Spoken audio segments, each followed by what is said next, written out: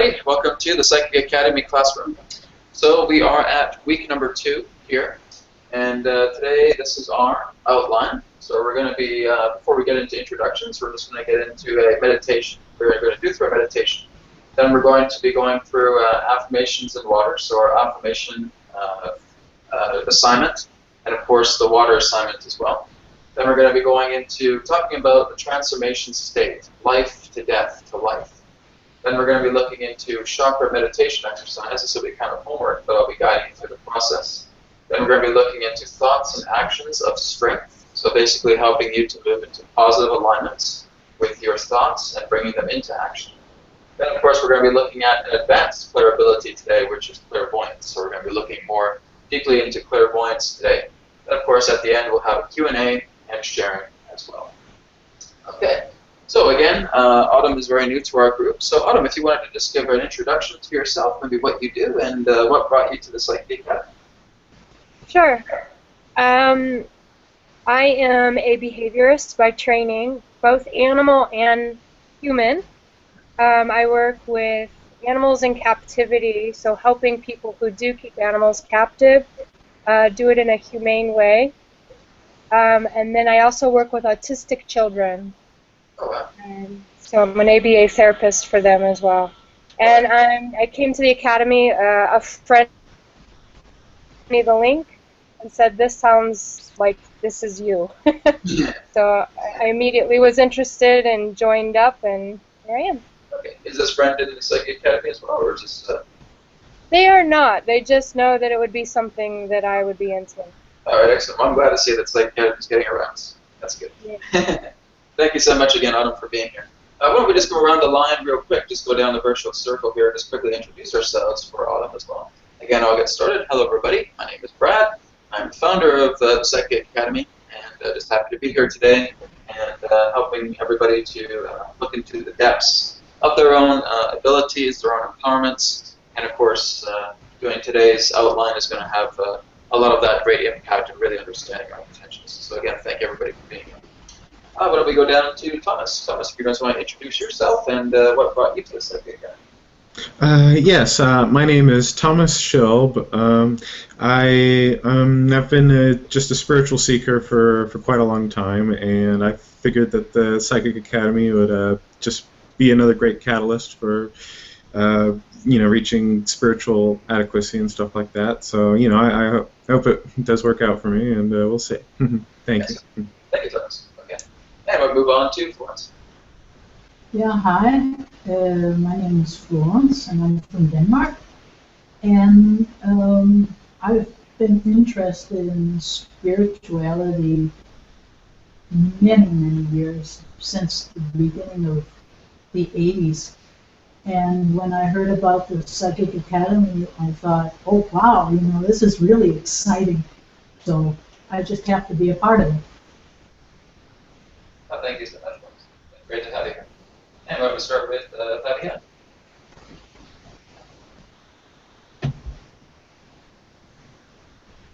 Fabienne. Yeah, I have kind of trouble with hearing everybody. My name is Fabienne, and I live in Canada, close by Toronto. And I came to the Academy because I saw it on a YouTube channel and was very interested. So that's why I joined, and I really like it. Thanks. Okay, thank you so much for being here today, guys. So again, we still have 2 other students that really, really want to join today, but they haven't showed up yet. So hopefully they, again, will be showing up shortly. But again, what we're going to be doing here is again just going over everything. So the affirmation and the water is something I'll be explaining here in just a moment. This is basically just our very, very beginning introductory routine for every single class that we do, Autumn. So basically how it works is that when we're looking at affirmations, we're just being able to create something that would represent, firstly, the first sentence would represent the idea of a challenge.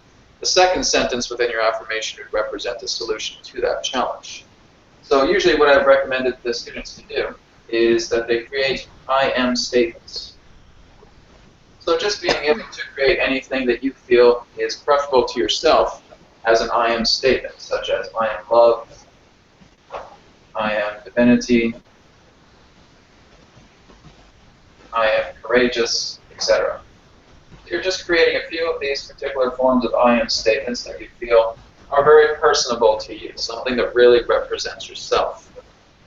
Then you would basically look at the idea that your two-sentence affirmation would basically bottle up these understandings of where you feel that there is still a challenge in your love, and that there is also a solution representing how you can become more loving. So, for example, if I was to create a two-sentence affirmation representing the idea, I realize I have not given enough love to myself and to the world, but I do realize that I have all the capability to create as much love as I wish, as it is what I am made out of. So that's a particular affirmation that we usually create here in the Psychic Academy, because this represents a very, very strong transformational effect that it brings. When you really go into the admittance of your own affirmation representing a challenge that you know you have not quite harmonized together with, and then you're able to follow up with a solution, with an encouragement to become more of that which you are looking to become, then this really just creates a nice, beautiful bubble, as it were. This creates a consciousness bubble, a consciousness field within your space, and you are also admitting to yourself that there are certain challenges, and that's the greatest form of humility, is when we admit ourselves to where we have challenges that we haven't quite mastered yet, so to speak, and we're able to look into solution and develop that solution together, as this affirmation is kind of like our blueprint. So we're basically creating an affirmation blueprint, just being able to notice our challenges and being able to develop solution with the challenges. So that's basically just a homework that I usually have left the students with last week. So Autumn, that'll be your homework. Just being able to develop like a two-sentence affirmation, and just feel free to use the I am statements as a support, as an assistant to helping you develop yours. So while that's there, why don't we go down the line today, and we will go ahead and we'll state our affirmations. And I'll also explain the water affirmation here in just a moment as well. But I'll go ahead and I'll start my affirmation today. I realize that through much of my focus has been divided with a lot of different attention that I haven't been able to harmonize together and center, but I realize that I am capable of being centered, of being harmonized, and being focused to perform all of the tasks, duties, and accomplishments that are for my highest, best nature. Okay. So that'll be my affirmation for today. Why don't we go down to Thomas? Thomas, what would your affirmation be for today? I acknowledge that my thoughts and fears can be a bit excessive, and I am bringing those thoughts into harmony. Great. Excellent. Thank you. Florence, what do you? Yeah, I realize that I have a tendency to take things too seriously. So I will remedy that by lightening up and being more joyous. Great. Excellent. Thank you. And Fabienne.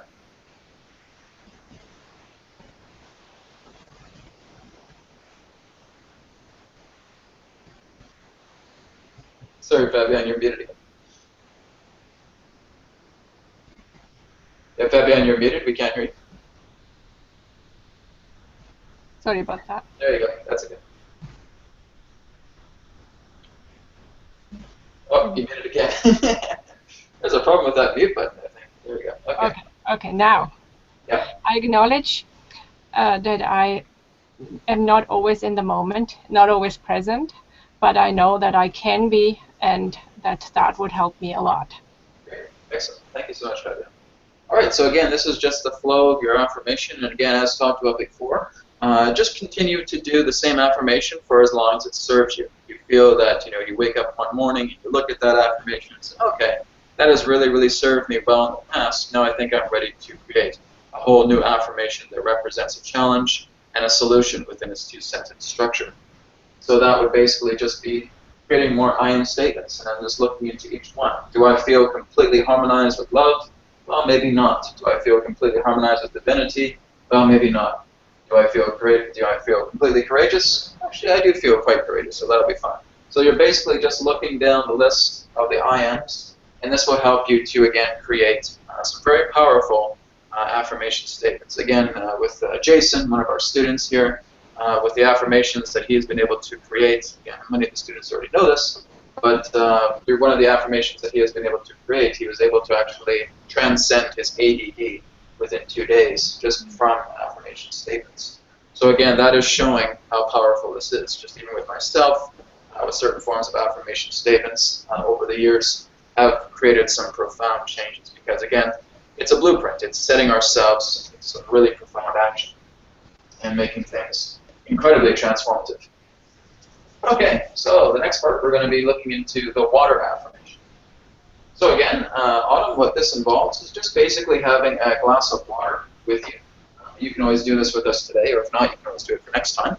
But basically, we just have a glass of water with us, and this is just a water affirmation, where we're taking a very, very positive thought. So whatever that positive thought may be, maybe it will represent the idea that I want to have a really loving career, I want to have great financial abundance, you know, whatever it may be, just being able to develop a very, very positive thought, and you're just holding that thought in your mind for as long as you can. As you're holding that thought in your mind, you're basically just imagining that like a beam of light is coming out through the third eye, and it's just being penetrating this glass of water, and it's just being embedded into the water molecules of the water itself. So if I'm thinking again, you know, I wish to have great financial abundance, I'm just imagining that all of that energy representing financial abundance pertaining to that thought is being completely embedded into the water itself. So sometimes you may just want to hold it together like this, or you may want to put it up to your third eye. However you want to hold the glass is entirely up to you. It's all your choice. But all we're attempting to do is just bring in that positive thought, that positive affirmation into the glass of water and holding it there for about a good minute. After that, we just start to sip it down or take a guzzle, whatever you want to do. And that's basically giving yourself a bodily adjustment. So everything that has been programmed into the water will now work through your body, will now start to work on a cellular level, and now your body is going to start becoming calibrated. Your energy field is now going to start being calibrated, and you're going to start moving more so into the abundance and the magnetism of that particular affirmation that you've created through the water. So it's just being able to take that positive thought, that positive affirmation, placing it into the water, and bonding with that particular aspect, where this serves together as a permission slip. So for the rest of you, if you guys want to pick up your water and just do your affirmation for this morning, what's a good positive affirmation that you want to bring forward, and just being able to bond that together with the glass, and when you're ready, take a drink.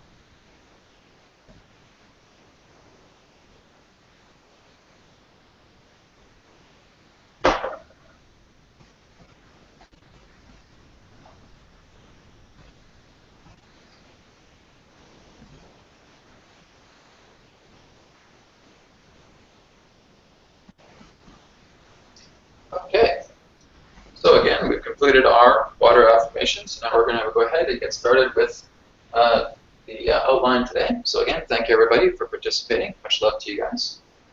All right, so we're going to now move on to transformation state, life to death to life.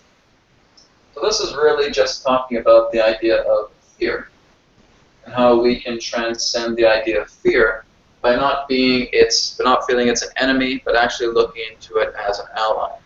The only reason fear exists is because it's a gauge. It's representing an aspect of ourselves that is telling us we are unable to change, relating to some type of theme or themes altogether. So again, as we have experienced a lot of different forms of morality or any particular forms of dogmas that have taken place within our life, just starting up as a young child, in regards to how we're raised, in regards to the education that we have, perhaps even religious significance, etc., etc. All of these have just been parts of codes. They've all just been rules. And if we're looking at this as our mind, we're just seeing all this clutter, all this programming, all this do's and don'ts and shoulds and shouldn'ts, or behave yourself or don't behave yourself, etc., etc. So our mind has basically just been bombarded by all these particular forms of mind programs, these thought forms that represent the idea of fear. Because if we step out of line in regards to that which we feel we are unable to change, then panic ensues, trauma ensues. So we've just basically created a barrier through ourselves. This represents the idea of the fear barrier. And that the reason why many of us can't really step into the idea of transcending those particular degrees of fear is because we feel it would almost be like dying. It would feel like just going through a death process. If a lot of us try to realize, you know what, I do have a very strong talent with art. I want to make art my entire life. I want that to be part of my whole career. Oh, but no, I went into college and I studied for accounting, and now I'm an accountant, and I've been doing that for 15 years, and hey, I'm making good money, but I can't stand my job. I don't like it. It's horrible. It's awful. I don't want to have anything to do with it. But art is calling to me. I love to be able to paint portraits. I love to be able to show that to people. It's my life. So what can I do? Here I am contained in this box of fear because all of my education, my parents, my best friends have all been telling me, oh no, stay with accounting. You're making good money. You're going to do well. Everything's going to be prosperous for you. Everything's going to be great. But you realize you're not happy. And so this is basically the feeling to where we have life that represents control. That we feel that we are being controlled by our own thoughts, by our own educational platforms, by our own uprising, our being raised by parents, and having that kind of conditional support from friends, etc. And even looking at society. Society feeling, well, just have a good job, make a lot of money, and you'll be fine in life, right? So this is basically the idea of a controlled life. But this nagging, this connection to really wanting to become an artist, for example, has become so strong that you're just feeling, okay, I've had an awakening. I'm moving into a whole new process here. Something is happening. These walls are now starting to slowly crumble away. Well, what's happening? Well, you're going through a death process, which basically represents the idea that the life that you once knew that represented control and conditioning is now starting to dissolve itself away because your will has become so strong relating to a whole new transformation of theme. And so again, all death represents is just a state of transformation. Just like if we were to look into the tarot cards, if we're looking into the death card in the tarot, it doesn't mean you're going to drop dead or anything. It just means that transformation is ensuing, that there's new cycles taking place that are phasing out the old cycles of life. So we're looking at the idea of the old control grid, of the old conditional life itself that just says, make money, and you'll be fine, you'll be fine. But that's not where you're going. You're seeing how all these are now starting to dissolve away. Now, going through the death process, or it can also be known as the dark night of the soul, so to speak, can be a very, very frightening process because, again, everything's transforming. It feels like someone's just taking our reality and flipping it upside down. So we're doing a 180-degree turn representing life. And this is almost where it actually does feel like dying because, again, everything we thought we knew that our life was all about is now starting to shatter. It's now starting to just completely turn itself upside down. So now we're moving into this death process. We're realizing, okay, well, not only is my career changing, representing, becoming an artist, but everything about me is changing. My circle of friends is changing. You know, my family not being able to support what I want to do, I have to kind of distance myself from them right now because I just need to be in my own energy. I need to realize exactly what I'm doing, and I really can't have that kind of feeling of an old paradigm still being in the way of telling me, what are you doing? You're crazy, you can't do this, you know, you were meant to be an accountant, etc. Right? Constantly having that get in the way. So the death process is basically moving into all different aspects. So we're feeling it personally, we're feeling it professionally, we're feeling it mentally, we're feeling it spiritually. So we're feeling all the layers pertaining to our life going through this death process. And now the fear itself is basically just telling you, well, hey, this is exactly what you've put all of your energy into. And this is the gauge of an extreme that is attempting to bring you into the other side, bringing you into the aspect of positivity. So when we have fear, fear is actually just doing us a favor. Fear is showing us everything that we don't want within reality. And that can be a really strong ally. So really looking into the form of fear as a best friend.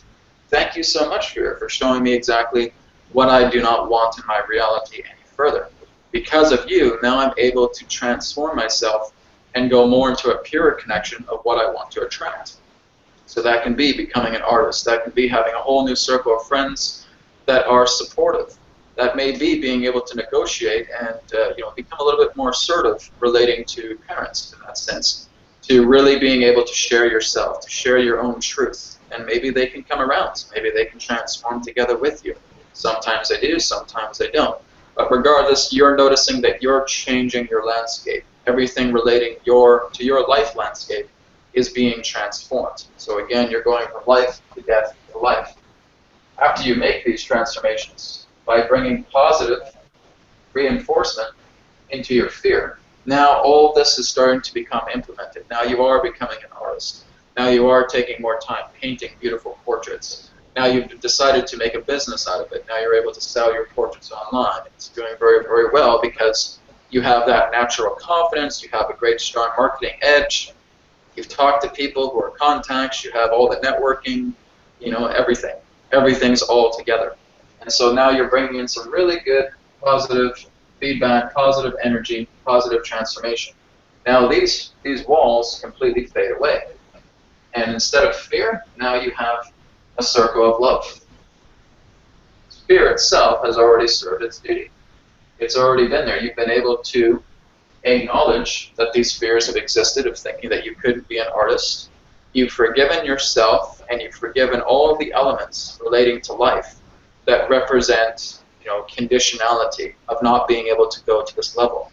You've forgiven the idea of your parents who haven't been able to encourage you to go into artwork. It's all what they knew. They only wanted the feeling of what was best for you. And they felt that, you're going to make a lot of good money, you're going to prosper, you're going to take care of yourself, and that's really what they want. That's really what they wanted you to see. So being able to see that requires an opening of intuition, being able to develop that kind of psychic feeling within yourself of realizing that, yeah, my parents just wanted to see me succeed, and I understand that now, and I completely forgive them, right? This is just, again, looking at the particular example. Same thing with friends, only wanted what was best for you. Maybe some people were still very, very angry that, you're not into accounting anymore. You've left that trade, and people may have a personal grudge against you relating to that. That's fine. Just being able to let them be on their path, let them understand exactly what they're still going through in life, because what they do is they try to put themselves into your shoes. They're not putting their, your perspective into their minds so they can see what you see. They're basically just doing the opposite. And so as they can't imagine themselves moving from an accountant to an artist, because that's just not in their mainframe, then they panic, then they get upset, then they get angry at you, because they can't understand what you're going through. Again, that's part of the fear. What a person cannot understand through you can often be met as ignorance, ridicule, the feeling of fear, the feeling of anger, getting very upset with you. That's just part of the emotional process. It's not to say that that person won't eventually come around, but again, that's not really a criteria at all. It's just being able to realize that through your own dedication, through what you want to do through life, this is moving through the death process and coming into a whole new life. Now, as we look into this whole new life, we're seeing a love life. So rather than a conditional or controlling life, we're seeing how life is now becoming very, very loving. And we're starting to transform into this aspect altogether. So now we've created positive reinforcement from what was once fear, and now we have a circle of love. So from everything that represented our fear to now reinforcing that with positive energy, we're now starting to see ourselves come into the silver lining. We're coming into the neutral zone. We're coming into divine neutrality, which means that now we have created a whole new hologram representing our life. Now we have a stable income representing artwork. We're doing exactly what we love. We're passionate about it. We're making new friends, perhaps have a new relationship, regarding to this new landscape, and we have completely transformed our lives. But does that mean that the challenges are over? No, it doesn't. If we're looking at this and we see that we've been going through, downward spirals, so to speak, representing our fear, because again, we had to be an accountant, we had to make money, we didn't want to let other people down. And so that was our downward spiral. As we started to move here, we're starting to move up. We're starting to bring very strong positive reinforcements. We're planting all the seeds so that a new career can thrive, so that a whole new living can arrive, so that new friends can come into the picture, etc.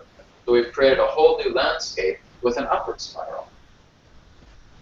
Now the whole idea of challenges in between this and this are much, much different. So if we were to look at this, of saying that this has been my old challenges, and right now where I am, this is the line of my new challenges. Well, that is a much great deal higher than what I was able to deal with before. Basically what that's saying is that the challenges that you will experience will become, even on its lowest level, higher than it's ever been in the past with the old paradigm structure. So your challenges are going to be reborn anew. The new challenges may be, well, what can I do to continue to perfect my business? What can I do to continue to explore the world? What can I do to continue to have some really great friends in my circles? That's really what it's all about. It's no longer about the idea of something that's so chaotic, something that's so fearful. How am I going to pay my rent? Or, am I really, really happy here? I feel like every single day I live is a nightmare, etc. Right? That was my old paradigm feeling. So now that I've moved into the new paradigm, I've moved into the love life, my challenges are still there, but they're much more loving. They're representing the idea of how I can continue to better myself. So we're looking at two particular instances here relating to survival, and this, which represents life, or love, or living. So, or you can also refer to it as betterment. Okay? So, we have seen a fundamental difference when we follow our heart. And this is what it is to, develop yourself psychically, develop yourself into a powerful intuitive as you follow your heart. Because when you open yourself up to intuition, when you develop your own inner psychic senses, you're noticing exactly what can I do to continue further myself. I'm open to my heart. My heart is completely honest with me. It's sharing a lot more with me because I've opened up the tapestry. I've opened up the doors relating to my soul, and now I'm able to communicate with myself a lot more about who I am and what I want in reality. And that's just a good starting block. That's a good building block. Just to moving yourself up into this betterment lifestyle, into this true living that represents the confidence. Will fear come up? Yeah, fear will still come up at times because, again, fear just represents a natural gauge. It is actually a very, very natural tool, so to speak, representing our emotional states. That if we know we're veering off course, fear is basically that buzzer that's sounding in the background. And, all right, you're going off into, another side here. You're moving off the borderline, so to speak. We just want you to let you know that. Well, what's happening? What am I experiencing? Well, you're worrying too much about money again. You're concerning yourself about money. You're not feeling that you're, becoming very popular, etc., etc., etc. So all of this is just representing the gauge. That's all fear is. Because when you get into that level of fear, you feel that nothing in reality can change. And so you just continue to go down this course, and fear is just attempting to sound that bell, sound that buzzer, and saying, hey, come back here. What are you doing? You're venturing way too much off course. Oh, okay, I realize that now. Poof. And now I use positive reinforcement to bring myself back into alignment. That's how it's done. That's exactly the natural physics pertaining to emotion. So every time we have a negative emotion that's very, very intense, the only form of remedy to that is to counteract that with a positive emotion. Okay? So if you're having very, very strong negative connotation, you bring positive reinforcement together. You're bringing yourself back up, rather than the idea of continuing to plummet. Because this is the whole idea with fear. It's very alluring. It's seductive in that way. Because we feel that we have to, just rationalize. And we try and bring so much focus into this little corner of reality to feel that we have to survive. That's the fear instinct. Fear instinct is all about survival and surviving and just being able to make it through another day. That's not living. That's just keeping yourself completely confined within a corner, and you're just completely living in that emotion of fear. But when we realize that we're in fear and we're able to click out of it, and we bring positive reinforcement to a situation, oh, hey, I just haven't considered this option. I haven't considered this avenue to walk down. Oh, hey, I never realized that before. Now a positive reinforcement comes together, and now we can start to see more of the spectrum of all that reality wishes to share. So this is, again, the life to death to life experience. What's the key to really getting from here to here? The key is to die. Not in the way of the physical body dying, but looking into the idea about how your themes of what you feel conditionality is, allowing that to die, allowing that to transform, to move it into a whole new cycle, so that the old cycle paradigm can now be transcended, can now be returned back into the ashes and regrown back into the earth and made into something else. And that's the whole key. Any questions in regards to what I've just discussed here related to the transformation state? Okay, great. So we're going to go ahead and continue on here. Let's get rid of this. If you guys do have any questions, please feel free to share. Don't feel you have to hammer it up. It's very important if you guys have questions. Okay, so now the next part is, this is going to be a homework assignment, moving up into the next class. This is just looking into becoming a lot more aware of your chakra centers. Okay, so again, I'm just going to take us basically through a lot of the common understandings of the chakras. So that we do have 7 chakras, 1, 2, 3, 4, 5, 6, 7. So we do have, again, the root chakra, which is colored in the red color, which is located at the base of the spine. So it's called BS. Then we're going to have next the sacral chakra, which represents the orange ray color, okay, and that's located at the bottom of the navel. Then we have the solar plexus chakra, which is colored in yellow ray, that is contained just right behind the gut, right around, of course, the actual area of the solar plexus. Then, of course, we have the heart chakra, which is colored in green, the green ray, of course, is the heart. Then we have the throat chakra, which is colored in kind of like a turquoise to aquamarine ray, and it's located right at the back of the throat. Back of the throat. Then, of course, we have the third eye, which is colored in between the bands of a royal blue color or an indigo ray color. So it's in between those rays. And then finally, we have the crown chakra, which is colored in a high violet, just above the crown of the head. Okay. So these are the 7 chakras that we're going to be experimenting with. Now, if you guys are able to go into the student library, you'll find out that there is actually a chakra meditation exercise in there that's really just helping you to develop a particular symbol with the chakra centers as it comes through. This is something that you can experiment alternatively with. It's not a 100% requirement right now. It's something that still kind of represents an advanced learning, but I've been able to notice that a lot of people can pick up these things quite quickly. If that's something you guys want to experiment with, just go into the student library, go into the docs, and then you'll see that worksheet there representing the idea of chakra symbols. And you can go ahead and download that, print it out, and feel free if you can create some symbols that you have been able to discover when you're going into meditation. So being able to just ask permission, ask the intention or your higher self to reveal a symbol. Oh, sorry guys, instead of feedback. But just being able to reveal a symbol representing each of the chakra centers. So again, if you're starting with the root chakra, and you're just starting to notice the color red within your mind, so within the third eye, all you're seeing is the color red here. And now you're asking your higher self, I would like to receive a symbol that represents a strong, deep, intimate connection with the root chakra that I can bond with. Okay, so the higher self receives that intention. And now, as you're seeing the color red, you may see something like this appear. Okay? That's just a simple abstract symbol. That's something that's just personally created here.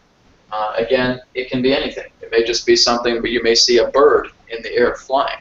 That may represent your particular symbol for your root chakra. You may start to see two mountain peaks coming together. That would represent your symbol for a root chakra. So again, that's just an alternative assignment. You do not have to do it yet, but if you want to feel free that you want to tackle it, you certainly can. But just being able to be very, very mindful, as we are going to be getting into symbols starting in week number 3, as we're going to be looking into the power of symbols altogether. But basically all we're going to do for today is just taking a look at the chakra centers and just being able to understand what's in balance and what is not in balance. Okay? And that can come through a very convenient tool, again, that we talked about last week, which was kinesiology, being able to do muscle testing or looking into energy testing, whichever way you wish to call it, is completely fine. Now again, there's many different examples about how kinesiology can work. There's many different techniques that you can use. Just the one that I find very, very preferable is the testing of the arm. Okay? So again, that's just for me, for example, since I'm left-handed, I raise my left arm. If you guys want to raise your right arm, you certainly can. But just raising up your left arm and then just taking your other hand and just placing it softly above your wrist. And now you're just going to think of a question. So I may be just closing my eyes right now. I'm focusing on my root chakra. So I'm feeling the color red of the root chakra in my mind. And I'm asking my body right now, is my root chakra balanced? Okay. So now I'm pushing down on my arm, and I'm feeling that it's very, very steady. It's very strong. So that represents a positive response. So basically that's saying that, yes, my root chakra is feeling very, very steady. And we're basically just doing this with all the chakra centers: the root, the sacral, the solar plexus, the heart, the throat, the third eye, and the crown. Okay. And we're just seeing exactly if they are all stable. Now, if by chance we get a weak response, if I'm saying, okay, my third eye, boom, no, it goes down weak. So that's representing an imbalance. Okay, so I would take right here, okay, my third eye feels like it's out of balance. So what I'm basically doing is I'm assigning the color frequency representing that particular chakra. So again, if it is the third eye, then I'm looking into the royal blue ray or the indigo ray. You can basically just choose whatever color you want. If you want to choose that you want to move into royal blue for the third eye, you can go into royal blue. If you feel that you vibrate very strongly to the indigo ray as you touch your third eye, that's something you can do as well too. Okay, so whatever color you prefer between those two bands. Okay. So again, as we talked about, we have the red, we have the orange, the yellow, the green, the aquamarine, the royal blue to indigo ray, and the violet. Okay. So we're just being able to test out the chakra centers. We are going to be looking more into their origins, either later on this week or more into next week. But all we want to do right now is just really learn how to balance our energy body. And we're also going to learn how to communicate with the chakra centers a lot more intimately, so that we can actually discover a lot more about certain imbalances that are within our body. But right now we're just using something as convenient as muscle testing. You can also use this with a pendulum as well too. If you already naturally have that ability to utilize a pendulum to actually detecting areas within your body that may be out of alignment, as well as being able to use a pendulum to actually heal and repair those areas, then you can go for that and do that as well too. But again, that's something we're going to be talking about a little bit later. So again, just being very mindful of the rainbow spectrum of the chakra centers. So I'm pretty sure everybody is aware of this. The chakra centers are actually becoming a lot more popular nowadays, so they are quite well known. but just being able to scan each and every single one of them. Okay? Now, if we're looking at the chakra centers, we're kind of looking into the idea of what they represent. What kind of energies are they representing together within our body? So if we're looking at the root chakra, what does the root chakra represent? Anyone? Security. Security, okay. Mhm. All right. Yes. Basic survival. Basic survival, yeah, absolutely. Correct. It's all about stability, it's all about security, it's all about living, it's all about foundation. You know, it's the bottom level of the building, so to speak. So it really represents our foundation and our survival, our stability altogether. Now, if we're looking up into the sacral chakra, what we're doing with the sacral chakra is we're looking into sexuality, we're looking into relationships, we're kind of looking between that nice symbiotic bond between the body and the environment, the body and the spirit altogether. So it really deals with relationships and our sexuality. Okay? When we're looking up into the solar plexus, we're looking into our willpower, our state of self. So everything that represents our self can sometimes be, sometimes assuaged more into the corner here, representing an out of control programmed ego, for example. If our ego is completely out of control and we feel that we have to dominate everything, and we're feeling like a victim, etc., then our well-being is at stake because we're not being able to find that equilibrium of well-being. We're not feeling that there is a content self or a harmonized or a humbled self. So that represents the idea of the solar plexus representing a well-being. We have our heart. Well, again, we're all looking at love and self-responsibility, self-care, looking into the idea of caring, looking into the idea of being able to open up our hearts and being able to share that with the world.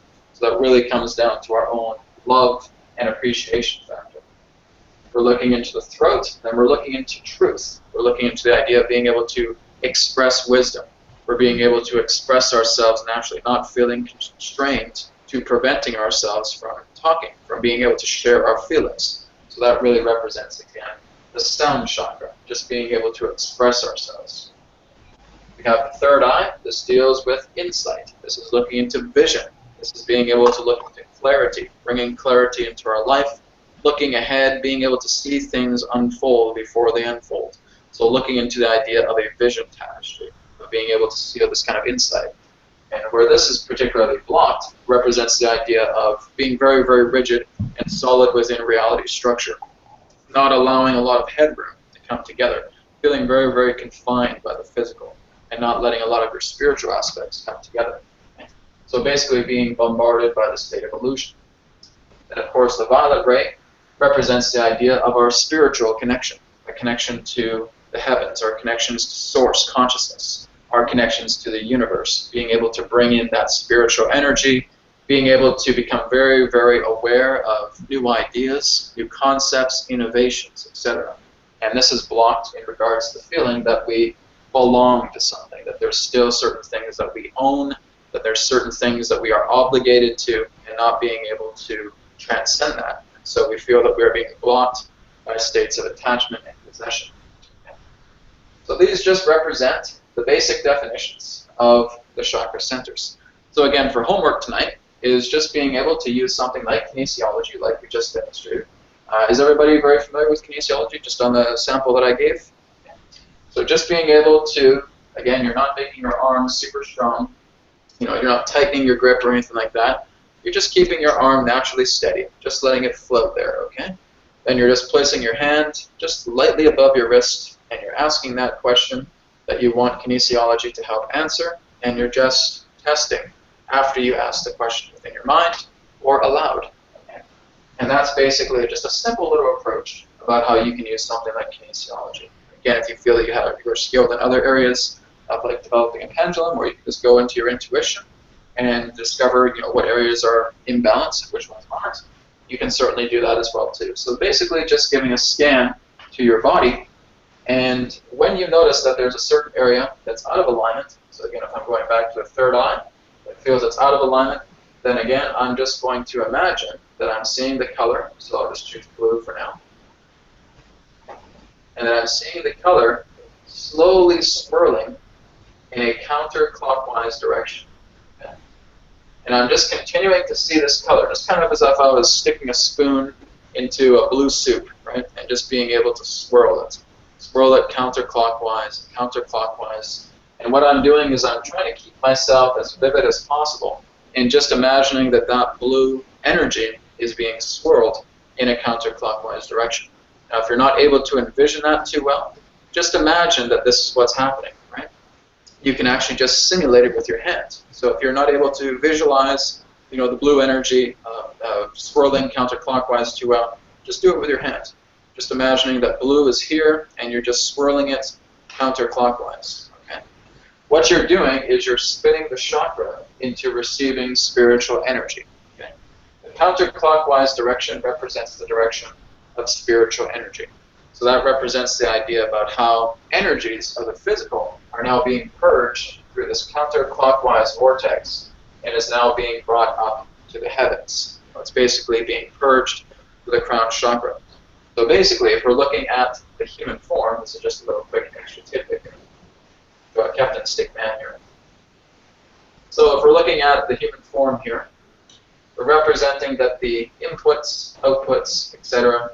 come through the crown all the way down to the perineum, and of course down to the feet as well too, out to the hands. So these are our basic types of orifices. These are vortex openings, or aperture openings rather, that actually represent the innings, the openings and flow of our particular body. So when we're purging energy, we're actually bringing energy up through the earth, and it will also come up through the perineum, and they will match together, they will merge. And that this swirling counterclockwise of energy will start to move up, up, up, up, up, well up into the sun. So basically we're attempting to bring that energy out to the crown chakra and just sending it up to the sun. Now some people are also able that when they feel that energy starting to leave their body, and when you really become good at this, so to speak, when it becomes natural to you, you'll notice that your crown chakra is actually opening, as if you can feel all this debris coming out. What you can also do is you can just take that energy and you can just spread it around nature. Okay? Because you can also move it around the plants, you can move it around the trees, and the plants and the trees will naturally absorb this energy. Okay? That's basically something else that you can do. Okay? So we have the hands here, okay? And the hands themselves can also receive energy, just representing Earth Kundalini. So we're basically uploading, so to speak, Earth Kundalini into our bodies. It's creating a counterclockwise spiral. It can often represent the idea of a double helix spiral, or even in that way a triple helix spiral, a third spiral that we don't see. And this spiral is just starting to work together with our body and flushing out all particular forms of energetic toxicity that our body does not need. So now we'll start moving that up to the sun, or again, you can request it to move it around in nature as well too. So that's what happens when we're moving it through a counterclockwise spiral. Okay. So what happens when we move it through a clockwise spiral? So if we're looking at the clockwise spiral right here, this would represent that we are grounding or we are crystallizing energy. Okay. So basically, the human body is actually one big crystal. That's really what it represents. That we actually have quite a bit of silica within our cells, within our DNA. So the human body is a big crystal, and when we're starting to move energy this way, we're pulling down energies of the ether, energies of the universe, energies of the cosmos, and now it's starting to move down in a clockwise. Sorry guys, it's a little bit here. In a clockwise direction. That's now starting to ground us with the earth. Okay, so it's kind of like we're a stone in the middle of a river. So we're feeling all this water rushing through us, and it continues to rush down through the earth. Okay, so it's kind of like a fountain effect. So this clockwise spiral is just moving together and helping to purge, or not really to purge, to crystallize energy. So basically rejuvenating ourselves, re-energizing ourselves, bring ourselves back into a state of divine healing, because we have evacuated a lot of the energy of toxicity, and now we're starting to receive crystallized energy of purity. So we're becoming rejuvenated. So that's what you're going to be doing with your particular chakra. So if you feel that any of these particular areas are out of balance, then that's just the one chakra that you're going to work on for now. If you want to work on the other chakras, you certainly can. But again, this is just your homework tonight. So if you're noticing that the root, bam, all of a sudden gets an imbalance, you're feeling an imbalance in the root chakra, you're again swirling this energy of the red ray here, and just being able to swirl that counterclockwise, just until you feel that there is an intuitive sensation for you to conclude with the counterclockwise. You'll just feel it. You'll just know, because it's not saying, well, Brad, how many swirls do you have to do? I can't really answer that. It all depends upon you. It's all about listening to your body and finding out exactly how much energy replenishment you require. Before you decide to go into the chakra center and starting to swirl it with counterclockwise energy, what I would recommend first is that you deeply root or ground yourself within the earth. Okay? So that can just be going outside and going on your grass and doing, I feel that's actually probably the best way to do it. If by chance it's too muddy and wet outside, etc., then you can be in your front room.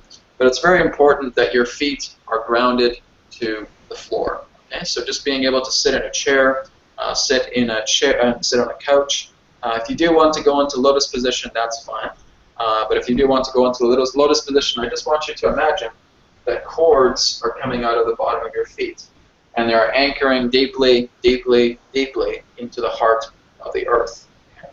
So you really, really want to ground yourself before you start doing this particular type of chakra cleansing. Okay?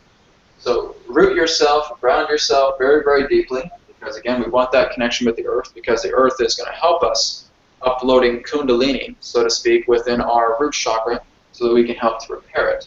Okay? And then, of course, moving into the counterclockwise swirling pattern. After we've done that, we felt that we have reached a satisfaction with purging the energy. Then we're going to move into the other direction. Okay, so now we're going to see the color red, and now we're going to start moving into a clockwise direction. Now, this is just clockwise from my perspective, but again, we're just doing the exact same thing, just in a clockwise direction, and we're just going to feel that chakra become crystallized. We're going to feel that grounding sensation. So it's like we're feeling it coming in from the top of our crown chakra, we're coming all the way down to our root, and now we're feeling our root starting to swirl in a clockwise direction, and it's still continuing to move down to the feet, it's moving down to the cords, to the earth, and the earth is being rejuvenated as you are at the exact same time. Okay, so that's basically just the process that you guys can do. And of course, you guys will have the recording of this video here in a nice little bit. If you're lost, etc., you can always come back to this video and look into the instruction again. Okay. Any questions on that? Okay. Honestly, guys, if you have any questions, please let me know. Any questions? With the chakras there, the different colors. Yeah. I've always believed that the throat chakra was a bluish color, and that the third eye was more indigo color. A lot of people do, and that's still something that, again, is debatable. You know, it's all based upon that. What I've done here is I've basically looked in regards to what is actually has become a lot more prominent with me, and actually being able to work people through meditations, is that I've discovered that when you're actually looking at the throat chakra as more of a cooling blue, of more of an aquamarine or turquoise frequency, it actually generates a much more stronger effect than those that still consider it to be blue. So this is just a personal preference. If you feel that you have gotten a really strong connection with the throat chakra being a natural blue color, you can certainly bring it into the blue, and you can simply see this as indigo as well too.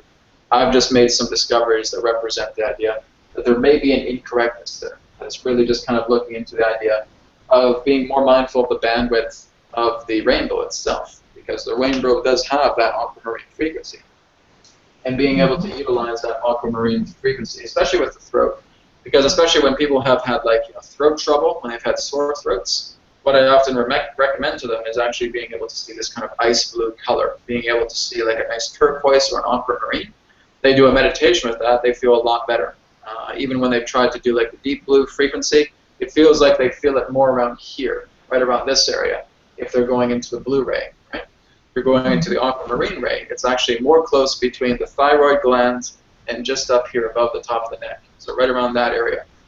This is what I feel, just through personal experience, has actually been a lot more beneficial for people. But again, it's entirely up to you. If you feel that you vibrate very well to the blue frequency, and this really helps your throat, go for it. Absolutely. So again, it is something that's debatable. There are definitely different perspectives relating to the true colors of the chakra centers. And that's just something because one thing I've noticed is with the colors of the chakra, at least on the root chakra, is red, and then the sacral. The yellow one, solar plexus. Yeah. The solar plexus chakra, and you combine those two. Now I'm thinking like an artist, and you combine those two, and you get the sacral chakra, which is orange because red and yellow combined is orange. And then if you go up and you combine the yellow with the blue, then you get a green. That's right. Yeah. So it works together pretty well. It does, yeah, absolutely. And that's basically what it's telling you as well, too. Because when you're looking into the idea of stability and well-being, what do you get in regards to that blend? Well, you get very strong relationships. You get a strong connection of intimacy. Because you're representing the idea of stability with the foundation of reality, moving that together with the well-being, the willpower of yourself, and that represents an energy of harmonious connection. And that's all about being able to form relationships to the orange ring. So you see how they complement each other, too. It's like a ladder. The ladder itself will always have associated rungs and will work very, very deeply together with each other as you blend them together. So again, yeah, very good point there as well. But again, just being able to work yourself up to the chakra centers and feeling again that if you feel that there's certain color arrangements between the throat and the third eye, that has been a big discussion I've seen in the past as well, too. It's just being able to say, okay, well, what is the true color of the throat? You know, what is it? From what Adronis has shared as well, too, he's basically saying it would be more in the aquamarine color. It would not be blue. But again, that's just perspective, right? So it's all up to you guys to find out what you would want to do, because it's really just looking at the bridge. It's right about here between the aquamarine spectrum, from what I have received from Adronis. But again, it's all up to you guys to whatever you feel it works best for you. Okay. Any other questions? Yeah, Brad, have you ever heard there are actually more than 7 chakras before? Yes. Yep, there's actually 144. Oh, wow. But, actually, there's quite a bit, yeah. There's actually one thing I've discovered not too long ago as well, too. I'm just going to make this symbol of a face here. That we actually have more than just the third eye. We have 3, 4, 5, 6, 7, 8, 9, 10, 11, 12 that actually go right up into the crown chakra. So we actually have 12 eyes altogether. Right? So they all represent different colors in different regions pertaining to chakra centers themselves. So, you know, these are the 7 esoteric chakras, but there's also 5 more that represent, again, kind of the purity of the culmination of all the energies. But if you were able to slice all the chakras together, you would actually have a total of 144 chakra centers altogether. So quite a lot. That also represents the idea of DNA strands as well, too, that we actually have 144 DNA strands, 144 chakra centers, etc. That's something we're going to get into more of the advanced teachings, because it would probably just blow people away if I was to talk about it right now, including myself. So. But that's basically how it will work as well, too. It's just looking into the idea that we actually do have these extra eye centers just running up our body. The reason I was able to discover this is doing a meditation in regards to the third eye and to the crown. I was noticing that other areas were just starting to come online, just like little dots that were coming online, and my whole forehead was just tingling with warmth. And I was asking, what is this? And basically my own guidance was saying, well, these are your other eyes that are coming online. They're actually being activated. The other eyes, yes, you have a total of 12 eyes altogether. So they all just kind of run up the head like that. There's actually been some artwork as well, too, where people have drawn like, the third eye, and then they have kind of small circles up about here, and it continues to run up. That just represents the idea of, again, the 12 eyes. But they're basically just dimensional nodes, so to speak. They actually work together in helping your consciousness, kind of working together with frontal lobe activation. So really, when your frontal lobe of your brain starts to activate, starting to get a lot more, insight from the universe, you're starting to have that natural, intuitive consciousness that's coming through a lot more strongly, then you'll notice that these particular other eyes will start to fire up. It's basically just like dimensional overlays coming together in your mind, and it's operating as an interface Now it's still working together in physical reality, but we're still getting these impressions. We're getting these ideas. We're making these connections. We have this greater form of knowledge that's coming through.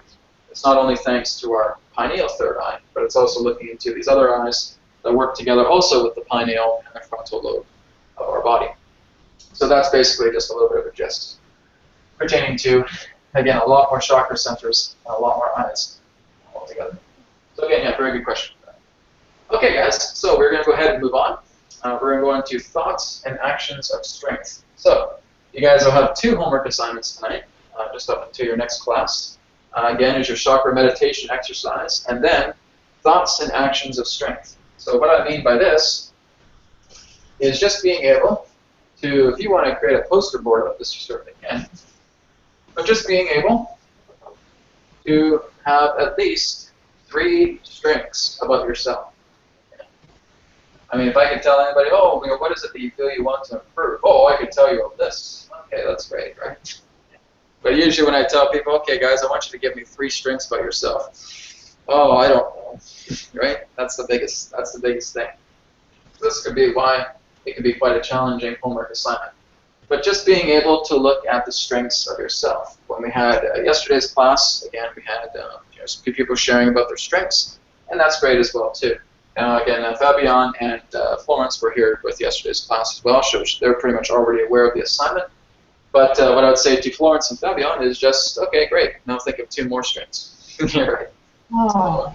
I'm going to give you some extra homework, right? So, but again, that's good. If you were able to develop at least 3 strengths of yourself, well, then you're able to come up with 2 more, right? So just being able to branch yourself out, okay? So, for example, of my own strengths, okay? I know I'm intelligent. I know I'm intuitive. I know I have heart. That's it. You know, those are my strengths. I don't want to say you guys have to steal that, right? So, but if you know yourself, you're naturally intelligent, you're naturally intuitive, you have a strong heart, great. Okay, so I've gotten my 3 strengths. I want to go deeper into that. I want to look more and say, why do I think I'm intelligent? Why do I think I'm intuitive? Why do I think I have heart? Okay. That's something additionally you guys can do. I mean, this is exactly what we're going to do in more advanced assignments. But just being able to have those 3 strengths and kind of knowing exactly that you do have these particular strengths. One strategy that a person may want to do is they may call up their best friend, they may call up their mom, whatever it is, and saying, what do you think is really, really strong about me? What do you think that I offer the world? Oh, honey, come on. You know, you're beautiful, you're smart, you're intelligent, you care openly for people, you care deeply for people, right? So that's it right there. That's kind of like a cheat sheet, so to speak. You know? You go to your best friend, you go to your member of your family, and you just say, you know, what is it that you really like about me? What do you think is my strength? They could tell you a whole story about it. Right? That's fine. If you get it to that, that's great. So, okay, I'm intelligent, I'm intuitive, right? That's kind of cheating, but it's an okay kind of cheating. But as long as you feel it for yourself, that's what's very, very important. You know that you are all 3 of these particular traits, you feel it within your heart, that's great. As a bonus assignment, if you want to do it as a bonus, this would be the creation of a vision board. Okay. The vision board itself would just represent your 3 strength criteria. Your intelligence, your intuition, your heart, whatever it is that you may come up with. So I'm just going to create abstract imagery that complements these strengths. And I'll just put that on a poster board. Maybe I'll make that up into Adobe Photoshop and then I'll print that out. You know, I actually got one here representing clairvoyance. Of course, we're going to get into it in a minute. I'll share with you guys. Okay. This is just a simple little vision board that I've created a few months ago that represents strengthening my clairvoyance ability. Okay. So just being able to look at abstract images, being able to see exactly that I'm using sentences as well too here. I am clairvoyant. I can see hyperdimensionally.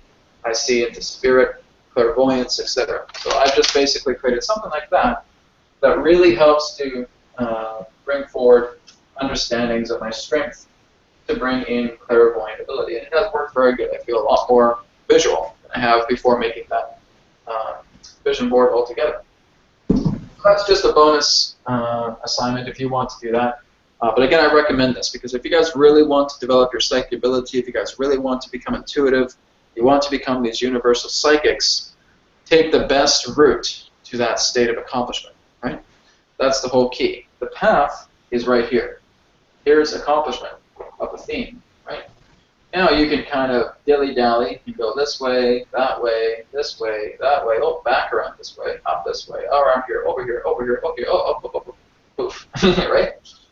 So instead of doing that, because you feel, well, I'm just going to do this for now, and I'm not really going to try to do it anywhere else, that's basically what's going to create this curvature, right? You can go right up. Take all the accomplishment that represents your ability to form a harmonious connection with yourself, know your strengths, and you're just going to see that particular avenue just unfold directly in front of you. All you have to do is walk the path. Well, what do I have to do to walk the path?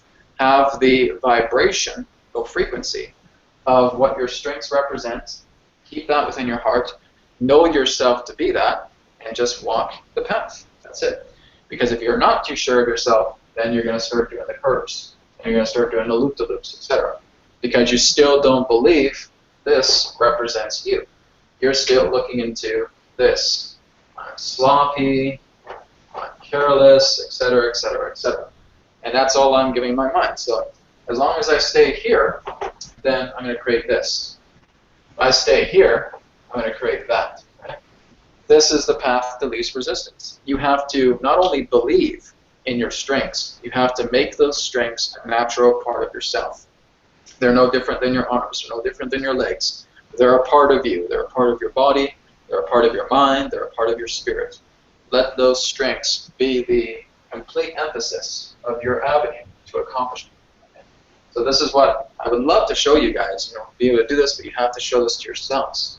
You know, I would love to be able to say, okay, here you go. There's the avenue. Let me help you along the path, right? It's all up to you to make that journey, because we still fall into this quite a bit. It's all about the negativity and how I'm not doing this and how I'm not doing that. And it's good to admit your challenges, absolutely. But if all you're going to do is stay in this frequency, and you're not going to allow any particular type of positive intervention come into your life, well then not only are you doing these curves, but you're doing this. You're just looping back and forth like a hamster on a hamster wheel, right? So being able to know that, yes, you can certainly mention your challenges, but follow that up with your strengths. What is your solution? This is, again, the whole point of the affirmations, right? We note our challenges, and then we develop a solution to that challenge through the strengths that we naturally hold. Okay? So this is very, very important. So again, if you can, at least develop your 3 here, and then if you want to go for that bonus assignment, you can go ahead and create a vision board. But in the next week or 2, you guys will be creating a vision board anyways, so why not get ahead, right? Okay, great. So let me go ahead and rub this off, and we'll move on to the next part.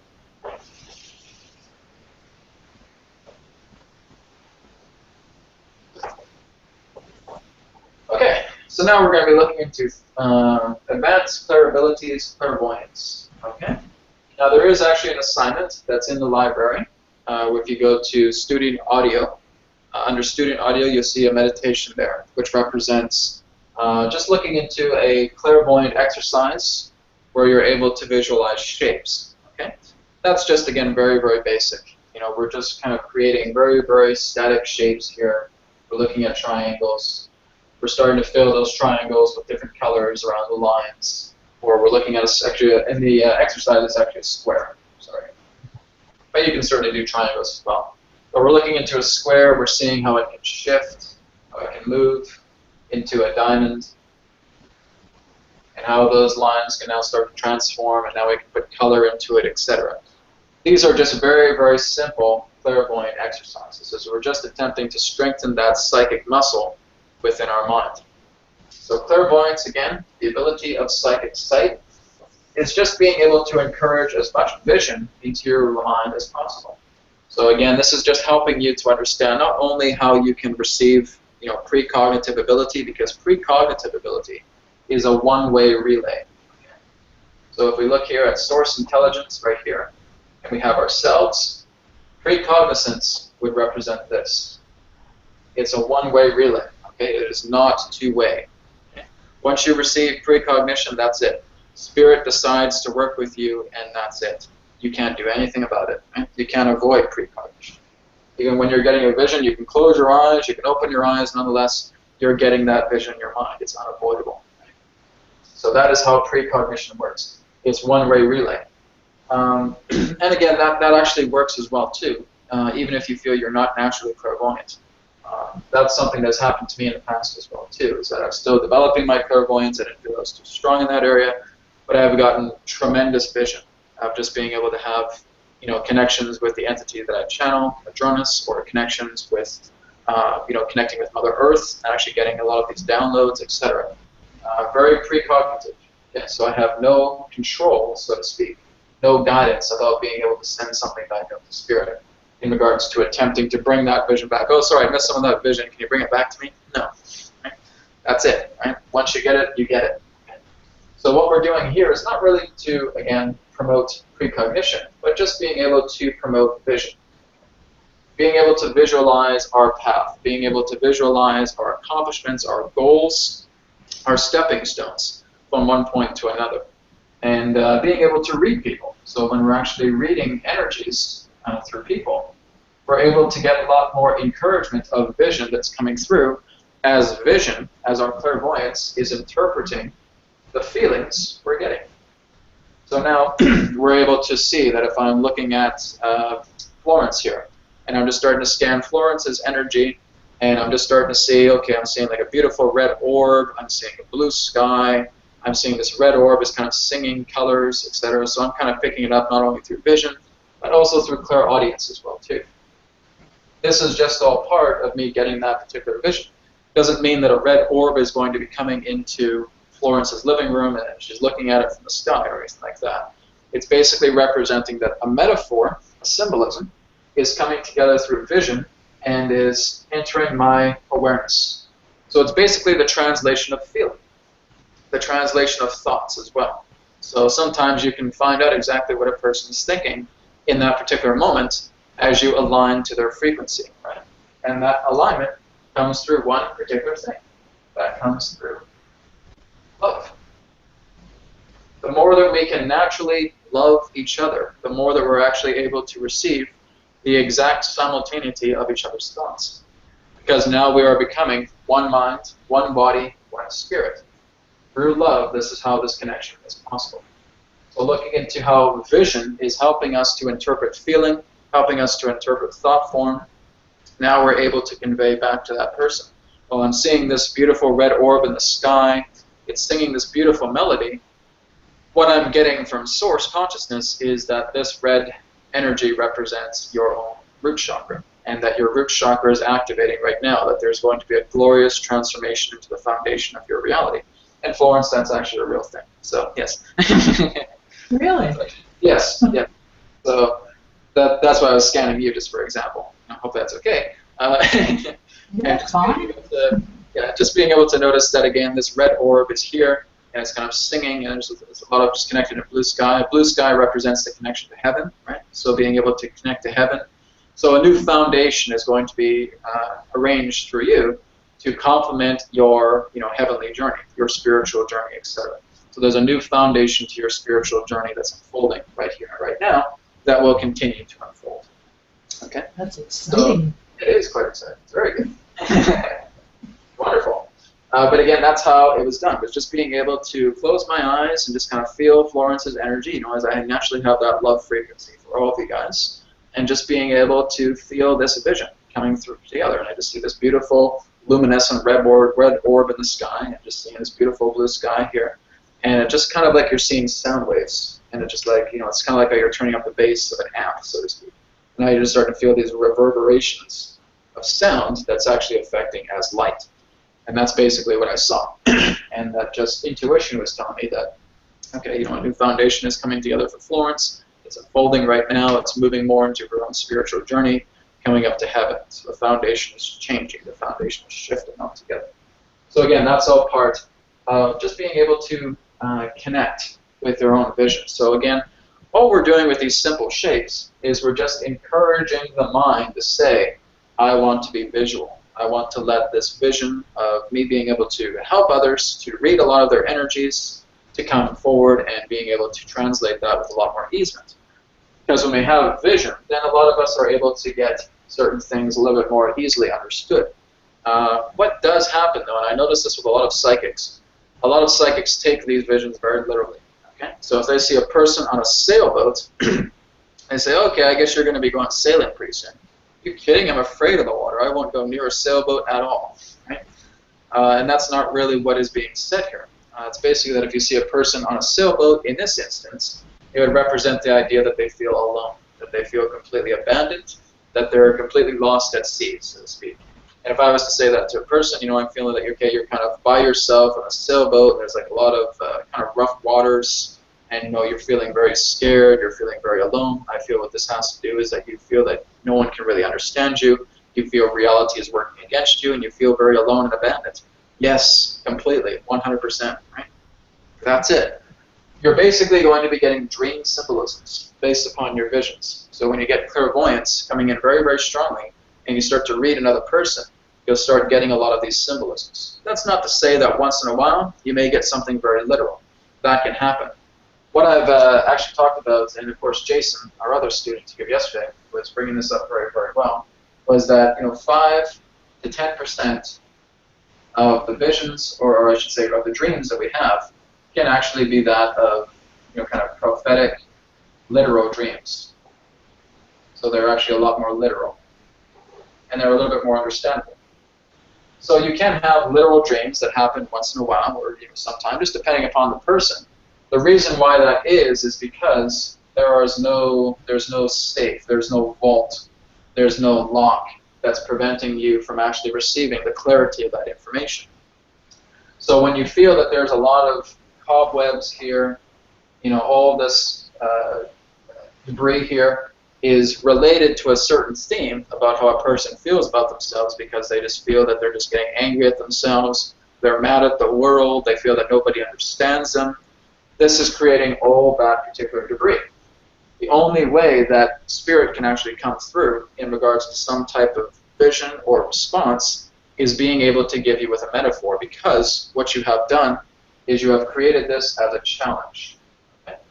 This has become your challenge, about being able to get along with the world, get along with yourself, and see that the world is not your enemy.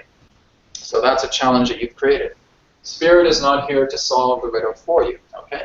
It realizes this is a challenge. This is something that you have created. This is something you've put a lot of energy and thought into, and you're feeling that through your own belief system, this is what the world represents. So the spirit is not going to intervene and being able to just immediately say everything for you and do all this for you. So what it's going to do is it's going to give you that metaphor, representing that sailboat with rough waters, right?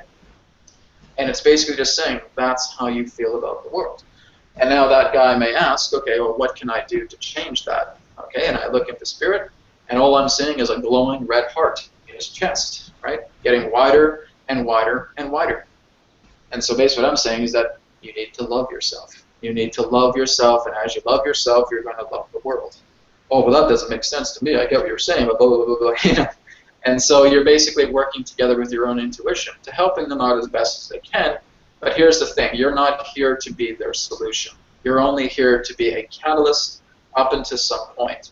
There will be some people who you just won't be able to help. You know, just they're clinging to you.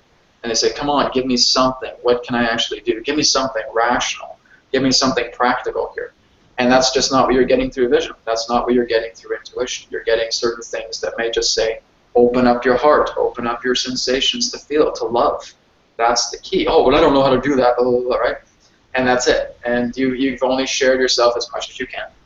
I'm saying, I'm sorry, this is just what I'm getting in regards to your guidance. The guidance says that if you open your heart up, if you open yourself up to see exactly how powerful you are, looking into your strengths, this is what's going to move yourself into a whole new plateau of reality. You're going to see Earth in a much more beautiful light. Oh, I can't imagine that happening right now, etc., etc., etc.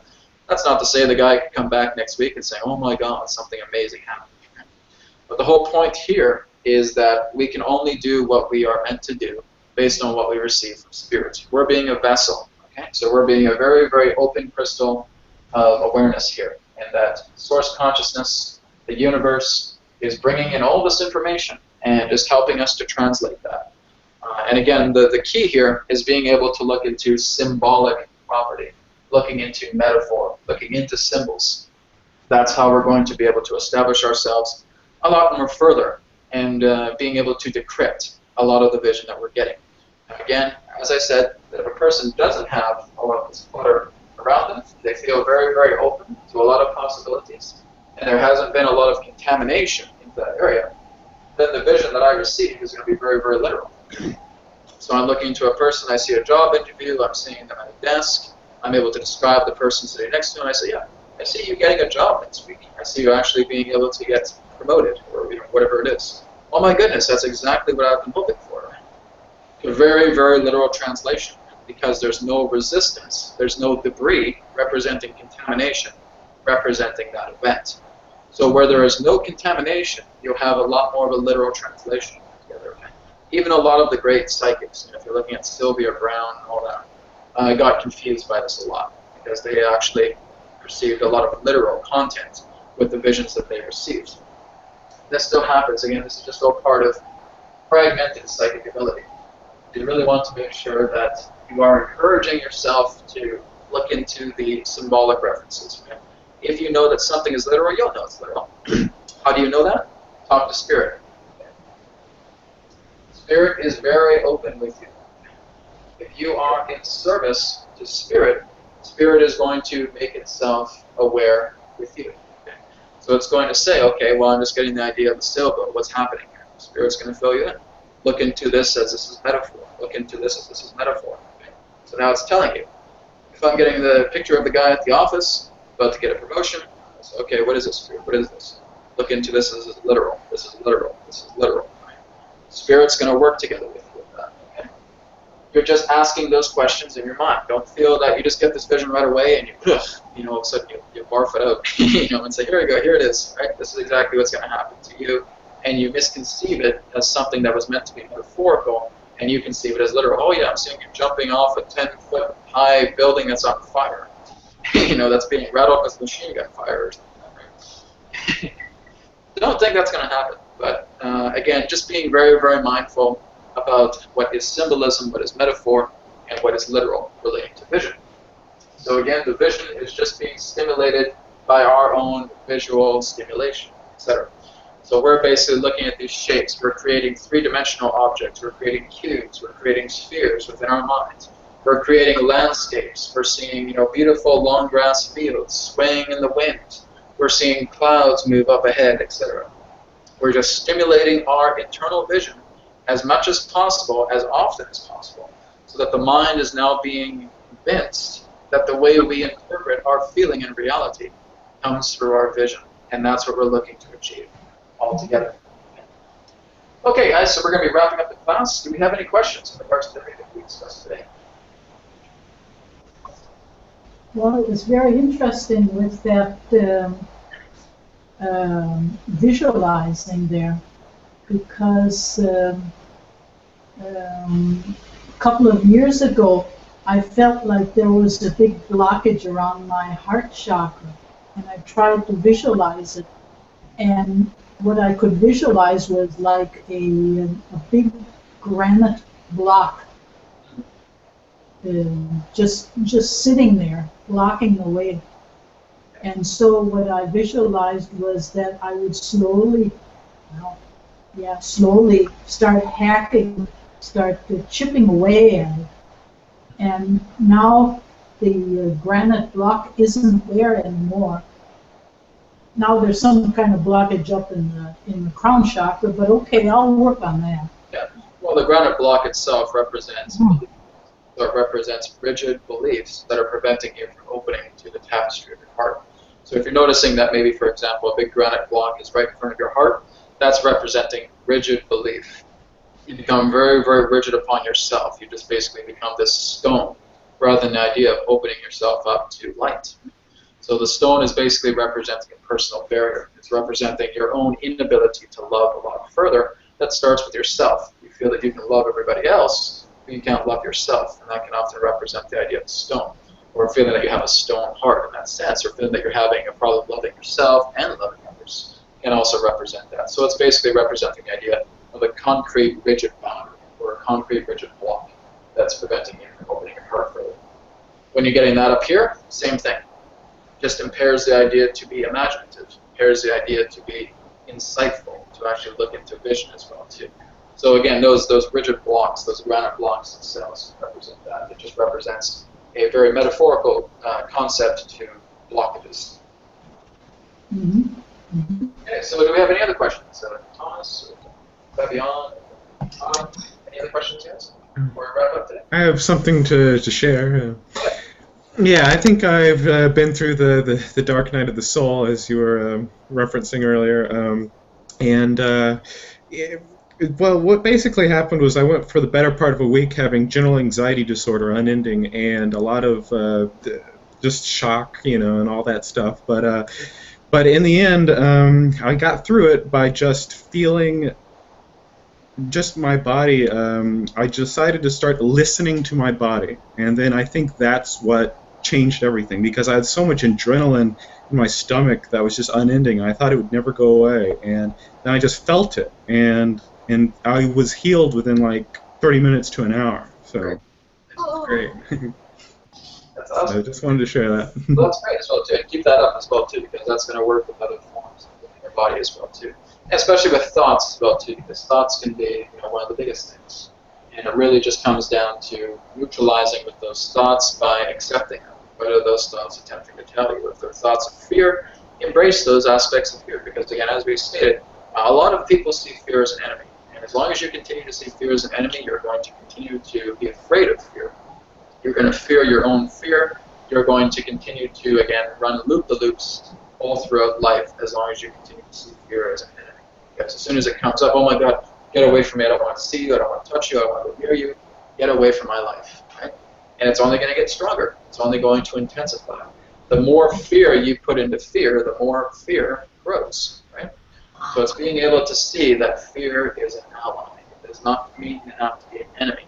It's not here to be your enemy. It's only telling you aspects of yourself that are looking to be brought back into harmony.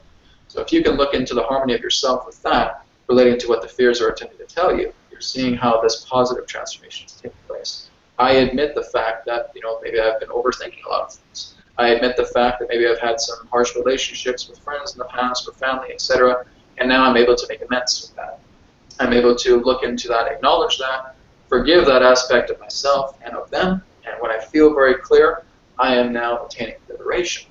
So now, fears are starting to subside, because now you've dealt with those fears. You've let those fears come into your mind, and you've embraced them, you've forgiven them, and now liberation is taking effect. So again, very good sharing with that as well. Anybody else? Anybody else before we conclude? Yeah, I had, yesterday we were talking about dreams. Yep. And the dream I had last night was very interesting. I suddenly saw a person float like an astronaut in a spaceship, I guess. Yeah. And that person floated over to me and said, and was all happy and said, I don't even look like I'm 85 and I don't feel like I'm 8. It was like an old man. And then later he touched the ground and said something about he's going to spend some time with his grandchild. And later I was thinking, oh, what does that mean? And I understood that the old man is just my higher self. Usually it is an old person. And the floating so effortlessly is like you're not attached to anything. You're in the 0 point, in the neutral zone. Exactly. Yeah. So and the no age is like you don't attach memory to anything. You just are, and that's where you're happy. And I kind of forgot that a bit. Yeah. I put it a bit to the side, and I was reminded. So just wanted to share. Here's the funny thing that I've also realized as well too, is that many of the other different civilizations that exist beyond our world don't even keep track of their age, and that's why they feel so young, because they don't feel that they are defined by a number in regards to how many cycles, how many orbits around their sun that they've been existing. The reason being is because we take our age so much to heart, and that's why we age in the first place. Because we don't give ourselves enough credit to realizing that we can be as young at heart even when we're 95 years old, whenever it is. And the more that you actually start to look at age as just a number and not something that represents your level of how many years do I have to live, etc., and feeling that we are burdened by the idea of feeling that age is what's going to cause our deprecation. We're going to be just completely piles of dust soon. Being able to see that if you're you're moving into your 100th birthday and you're still feeling like you're 20 years old, you're amazed about what kind of effects comes together, because even though the physical body may age, the heart is still young and it still wants to have that energy and starts to move more into the mentality of a 20-year-old. So again, that's the whole idea. Looking into the idea of the transcendence past the feeling of the need for age. Okay, guys, so thank you so much for a really wonderful class today. I will be sending this recording to everybody here in the next little bit. But if you guys do have any other questions in regards to what we discussed, you can again go into the Facebook group. And Autumn, as you're new, I'll go ahead and I'll add you to the Facebook group as well, too. We have a student Facebook group that we interact together with, just in regards to assignments and other forms. So I'll add you to that. And Autumn, thank you so much for being here for your first class today. Thank you. Really great. Absolutely. Thank you again, everybody, for being here today. And looking forward to seeing you in your next class. So thank you so much. Namaste. Have a great day. Thank you. Namaste. Bye-bye. Take care, guys.